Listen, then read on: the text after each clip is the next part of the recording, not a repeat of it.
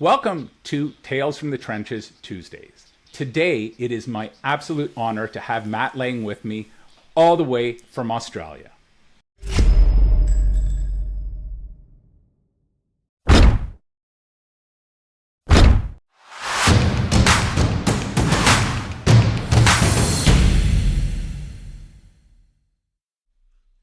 Matt has worked for some of Australia's most iconic and enduring charities, including the Salvation Army, Royal Children's Hospital Foundation, Lifeline Queensland, and the Mater Hospital Foundation. Service to the community is in Matt's DNA.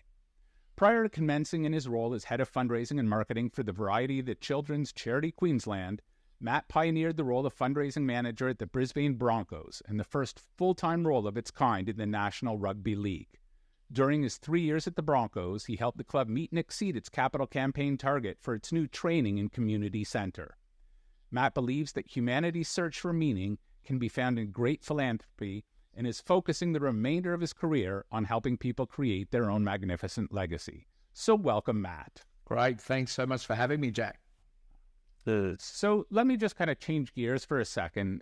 In Canada, we call it a canvas. You know, when you go out on a solicitation, or in the States, they call it an ask. I tend not to use the word solicitation because I always think of prostitution. So I just say, hey, you know, maybe we'll call it something a little bit better. What do you guys call it? A canvas, an ask? We traditionally would call it an ask as well. Yeah. An ask. Yeah.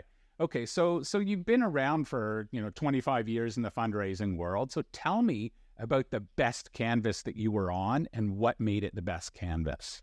Yeah, well, probably, look, if I was to touch on the role that I was in with the Brisbane Broncos, as I said, that's the National Rugby League, so kind of like NFL in the USA, or I was doing a bit of research, Jack, just for contextualization, yes. And from what I understand, kind of ice hockey's like the number one sport in Canada, right? Yes. So yes. Even though two very different things, rugby league and ice hockey, but that's kind of like the equivalent for Canada in terms of the popularity of a sport in the Australian context.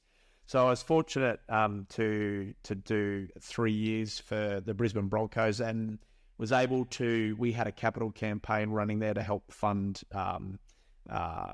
this community and training facility, and we got some funding from government and a bunch of different sources, but there was a philanthropic component of that, and I was able to secure a significant 7-figure donation as part of that capital campaign. And it was just I guess what made it was special because it was a big gift, but it was actually Jack, just a classic textbook, I guess, the way that the gift played out, in that we identified this high net worth individual through the membership base and just cultivated the relationship, set up a number of meetings. And so it was just a kind of textbook gift solicitation, to use the phrase you don't want to use. Yes. Or the ask, and obviously the donor responded to that, and so yeah, that was a great experience. But for me, some of the most amazing canvases or asks that I've had haven't been necessarily the big ones, but have been just even smaller ones. $100,000, $200,000 asks that have enabled some wonderful programs to come to life, and so that have been really meaningful and really impactful, and have made a significant difference. So there's been a bunch of different ones, but yeah, that one at the Broncos was certainly one that will stand out for me. And part of that was most of my fundraising career, if you like, up till that point, it had been in traditional charities like community and welfare development, health and medical research. So to go and do a stint for a professional or an elite sporting team was something very different for me. It was a bit of a first, as I said, in Australian sport within the National Rugby League anyway. Right. So that was a significant one too. That's pretty neat. Well, so, that was the good part. And, it's funny, if you look back on your career, it's probably harder to remember the successes than the failures. And we've all been on these asks that are just a dog's breakfast. So tell me about one that kind of went off the rails. Look, probably one that comes to mind. I had set up a meeting it was actually at a service for, I guess, young people that are kind of a little bit off the rails and needing some support. And we'd set up this tour of the facility and a meeting with the prospective donor, and the manager of that youth service was going to lead the tour. And we'd spoken about, I guess, how that might play out, etc. All with the view that we were going to make $100,000 per year, multi-year pledge ask to actually fund a specific role. Now, so that's a bit of scene setting for you. So the donor comes, right. I'm there with the manager, and we're walking around and we're doing the whole thing. And sort of 2/3 of the way through the tour, we get back to the office of the manager, and the prospective donor says, "So what do you need?" To the manager. And the manager said, "Oh, like our greatest need right now is we need a new bubble jet printer," which was worth like $150 or something like that. Crazy. And I just looked at him and wanted a hole to open up. And wow. So anyway, it was one of those ones where it didn't go terribly. And over the next sort of couple of months, we were able to salvage that ask. But I guess if there was a learning from me for that sort of helped shape the rest of my career, and maybe it might be useful for your listeners, is just the importance of briefing all the stakeholders that are playing a role in an ask to make sure everyone's absolutely crystal clear on what the outcome is that we're seeking. So, because we went from the $100,000 ask to $150 because I guess I own that one. I wasn't really, razor sharp with that manager of that service around, what we were going to say when it came to that conversation.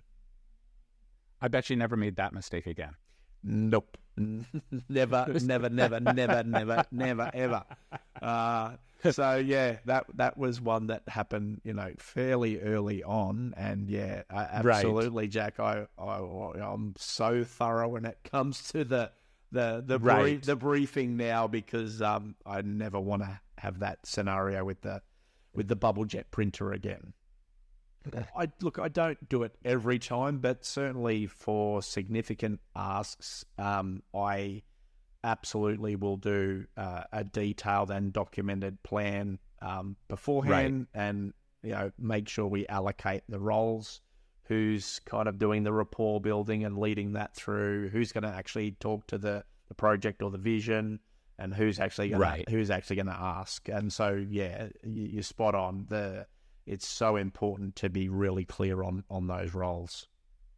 Most definitely. So, you've been in the business for quite some time, and you're lucky enough to have seen your folks doing it.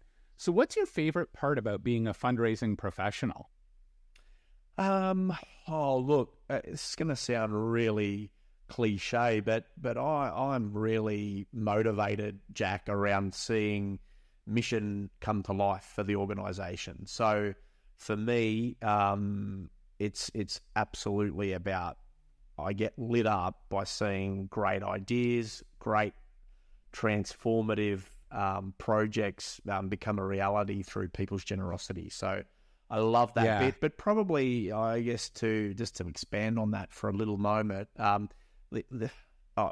sure this has been your experience as well, Jack, but just the absolute privilege that it is to be, I guess, invited into people's lives. And when people are making particularly bigger gifts, there's often, some significant, I guess, story or motivation that's sitting behind why they want to do that. And it totally is a privilege to be to be invited almost into, you know, people's inner sanctums, and to really hear and understand what's motivating them to give, you know, this particular gift. So, you know, I love people, and I love the opportunity to engage with people and to hear that story. And I never ever take for granted that idea that people are being very often open and vulnerable and honest around why it is that they're supporting a particular project. So, yeah, seeing mission come to life, but also, you know, that idea of the privilege of really being part of people's lives through that act of giving. It is, and that's what a great way of saying it. It is a privilege. You know, sometimes people tell you the most soul-bearing stories, right? You know, so if you're in healthcare, they had some relative that had some horrible disease and was treated well, and it was, you know, a tough time for them, or whatever it is. You know, everyone has that story, and that's why they're giving. Otherwise, they would just kind of give you the you know, what I call the bugger off gift, which is, you know, what's the least amount of money I can give you so that you go away and I can get on with my day. But, you know, when people invest in your organization, there's usually a story behind why they're doing.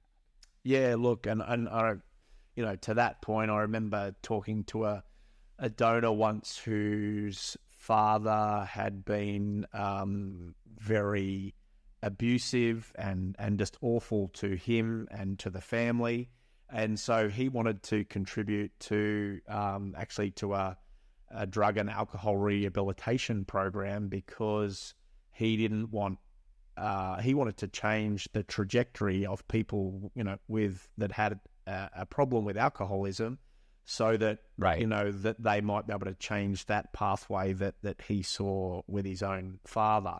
And so, you know, incredibly powerful stuff. And so to be, again, part of that type of thing where people are sharing some of their, you know, innermost thoughts and often quite painful experiences is absolutely a privilege.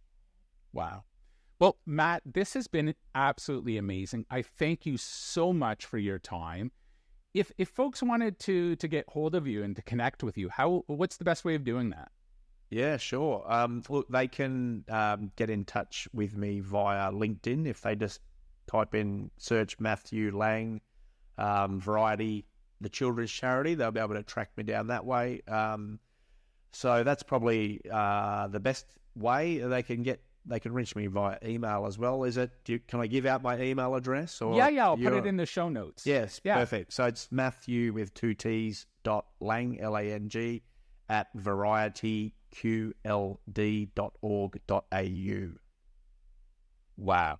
Yeah. Thank you, Matt. Thank you so much. This has been a hoot. Yeah, no, I've absolutely loved it, Jack. I appreciate you, you know, offering me the opportunity to have a chat to you. It's been fantastic. It's just out of interest, this is my sort of debut podcast. So first time I've been involved in a podcast. So new experience for me, and I've absolutely loved it. Thank you so much, Matt. Yeah, great. Hi, folks. Don't forget to hit the subscribe button right here.